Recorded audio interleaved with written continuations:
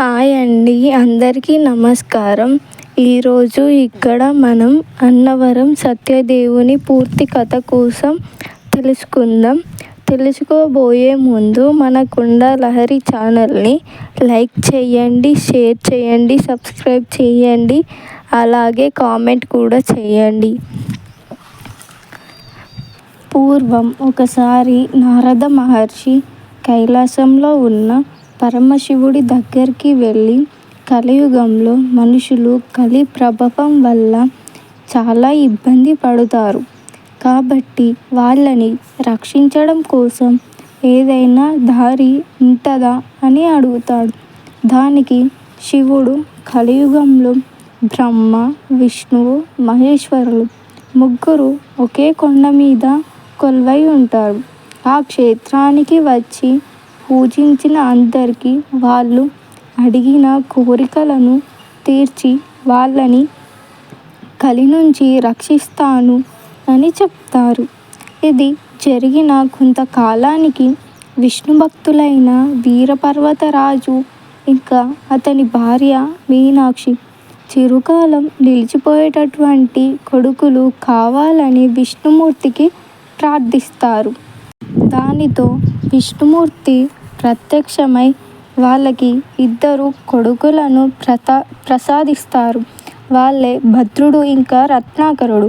అయితే వీళ్ళిద్దరూ వాళ్ళ తల్లిదండ్రులలానే విష్ణు భక్తులుగా పెరుగుతారు.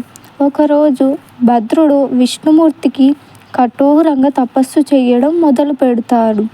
ఆ తపస్సుతో ప్రసన్నుడు చెందిన విష్ణుమూర్తి భద్రుడు ముందు ప్రత్యక్షమై ఏం వరం కావాలో కోరుకోమంటాడు.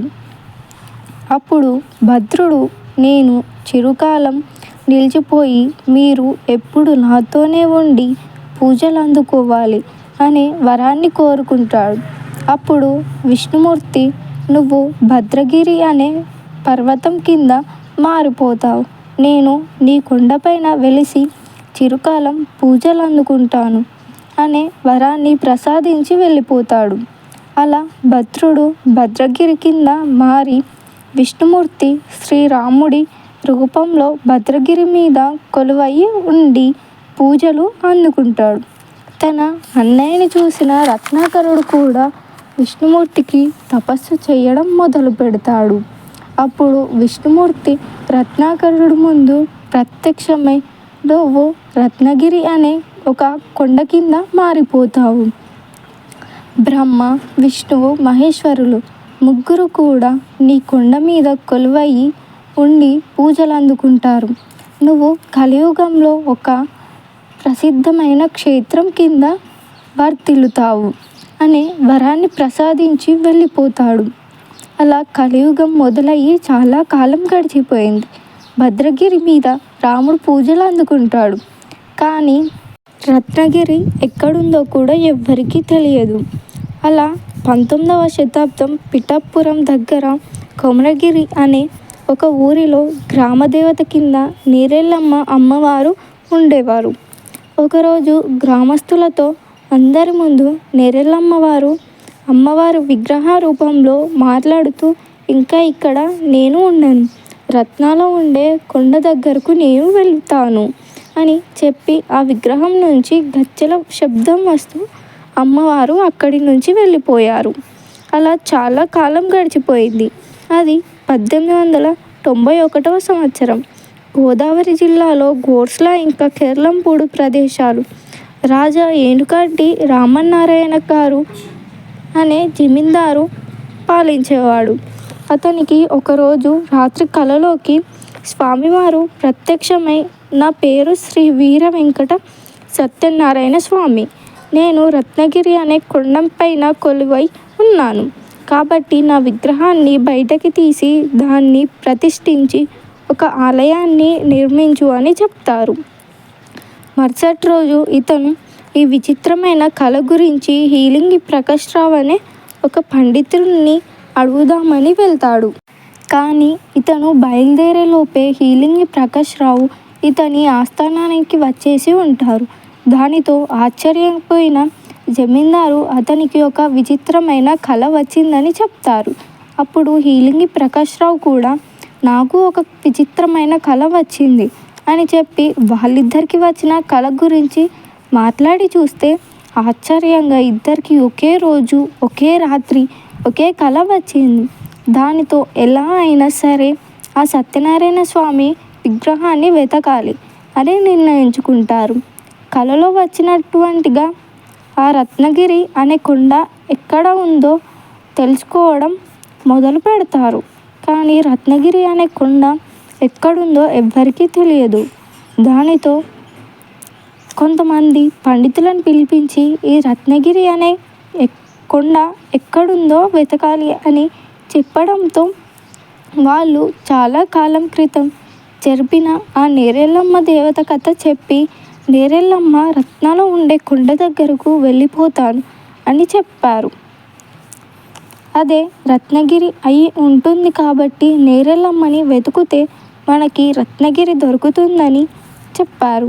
అలా నేరెళ్ళమ్మని వెతుక్కుంటూ వెళ్ళిన వీళ్ళకి అంబా నది తీరం దగ్గరలో ఒక కొండ కింద నేరెళ్ళమ్మ విగ్రహం కనిపిస్తుంది. దానితో ఆ కొండే రత్నగిరి అయి ఉంటుందని అనుకొని ఆ కొండ మీద సత్యనారాయణ స్వామి విగ్రహం వెతకడం మొదలు పెడతారు. దాదాపు ఒక రోజంతా వెతుకుతూనే ఉంటారు. కానీ ఎంత వెతికినా ఆ విగ్రహం కనిపించదు. అలా అలసిపోయి కూర్చున్న వీళ్ళ దగ్గరకు నేరెళ్ళమ్మ ఒక వృద్ధురాలి రూపంలో వచ్చి ఒక ప్రదేశం చెప్పి అక్కడ ఉన్న మంకోడి చెట్టు కింద పుట్టలో వెతకండి అని చెప్తారు. వెంటనే వీళ్ళు ఆ ప్రదేశానికి వెళ్ళి చెప్పినట్టుగా పుట్టలో చూస్తే వీళ్ళకి కలలో వచ్చినటువంటి విగ్రహమే అక్కడ కనిపిస్తుంది. దాన్ని ప్రతిష్ఠిద్దాం అని అనుకునే లోపే వారణాసి నుంచి ఒక సిద్ధుడు వచ్చి నాకు ధ్యానంలో స్వామివారు కనిపించి స్వామివారు ఇచ్చిన సూచనల మేరకు ఒక యంత్రాన్ని తయారు చేశాను. ఈ యంత్రాన్ని స్వామివారు మీకే ఇవ్వమన్నారు అని చెప్పి ఇచ్చి వెళ్ళిపోతారు. దానితో ఈ యంత్రంతో పాటు అక్కడే ఈ విగ్రహాన్ని ప్రతిష్ఠించారు. ఆ క్షేత్రానికి వెళ్ళి పూజించిన వారు అడిగిన అన్ని కోరికలు తీరుతున్నాయి. కాబట్టి ఆ క్షేత్రం పేరు అన్నవరంగా ప్రసిద్ధి చెందింది. అన్నవరం లాంటి క్షేత్రం ఈ ప్రపంచంలోనే ఇంకొకటి లేదు. ఆ గర్భగుడిలో ఉన్న పీఠ మీద మధ్యలో విష్ణుమూర్తి స్వరూపమైన శ్రీ వీర వెంకట సత్యనారాయణ స్వామి ఉన్నారు. ఆ స్వామికి కుడివైపున ఈశ్వరుడు, ఎడమవైపున అమ్మవారు ఉంటారు. అలా ఒకే పీఠం మీద శివుడు, విష్ణుమూర్తి, అమ్మవారు అలా ఒకేసారి పూజలు అందుకుంటారు. తులసాకులు మరియు మారేడు పత్రితో పూజించే ఏకైక గుడి ఈ అన్నవర క్షేత్రం మాత్రమే. ఇక్కడ గర్భగుడి 2 అంతస్తులు ఉంటుంది. కింద అంతస్తులో ఒక పీఠం ఉంటుంది. కాశీ నుంచి సిద్ధుడు తెచ్చిన ఆ యంత్రాన్ని పీఠంలో ప్రతిష్ఠించి ఈ పీఠం మీద ఒక పెద్ద లింగాకారం ఉంటుంది. ఆ లింగం పైన స్వయంభూ దొరికిన సత్యనారాయణ స్వామి విగ్రహం ప్రతిష్ఠించారు. ఈ మొత్తం కలిపి 2 అంతస్తులు ఉన్నది. కింద ఉన్న పీఠం బ్రహ్మ, మధ్యలో లింగాకారం శివుడు, పైన ఉన్న ఆ విగ్రహం విష్ణుమూర్తి. కాబట్టి ఒకే గర్భగుడిలో బ్రహ్మ, విష్ణువు, మహేశ్వరులతో పాటు అమ్మవారు కూడా కొలువై ఉన్నారు. మీరు ఎప్పుడైనా అన్నవరంకి వెళ్తే ఈ గర్భాలయంతో పాటు ఇంకో 4 ఆలయాలు ఖచ్చితంగా దర్శించుకోవాలి. అందులో మొదటిది క్షేత్రపాలకుడి ఆలయం, తర్వాత కనకదుర్గ అమ్మవారి ఆలయం, అలాగే వనదుర్గ ఆలయం. ఇక్కడ ఆ కనకదుర్గ అమ్మవారు మరియు వనదుర్గ అమ్మవారు ఆ కొండల్ని, అడవులని కాపాడుతూ ఉంటారు. ఇంకా ఈ గ్రామదేవత అయిన నేరెళ్ళమ్మ అమ్మవారు ఆలయం. ఈ అమ్మవారే కుమరగిరి నుంచి ఈ ప్రదేశానికి వచ్చి కొలువై ఉన్నారు. అయితే ఇక్కడ అన్నవరంలో చేసే సత్యనారాయణ స్వామి వ్రతం చాలా ప్రసిద్ధమైనది. ఖచ్చితంగా మీ జీవితంలో ఒక్కసారైనా చేసే ఉంటారు. అంటే అన్నవరంలో కాకపోయినా మీ ఇంట్లో అయినా ఈ వ్రతాన్ని చేసే ఉంటారు. మీరు సత్యనారాయణ వ్రతం ఎప్పుడైనా చేశారా లేదా అని కామెంట్స్లో రాయండి. అలాగే అన్నవరం వచ్చారా లేదా అనేది కూడా కామెంట్లో చెప్పండి. కథ నచ్చితే సబ్స్క్రైబ్ చేయండి.